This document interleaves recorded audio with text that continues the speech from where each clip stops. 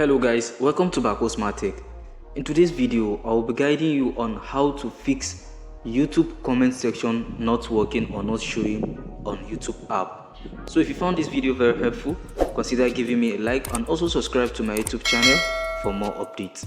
So if you want to fix this option or this issue, when you tap on the video you want to check the comment section, as you can see here, the comment option is working. But if your own is not working, I will show you how you can fix it. Right now, when the video is playing, tap on the video, then tap on full screen. When you tap on full screen, then here at the left corner here, you see an option for the comments. Tap on it, then that is how you can get access to the comment section. So don't forget to like, comment and subscribe. Thank you for watching.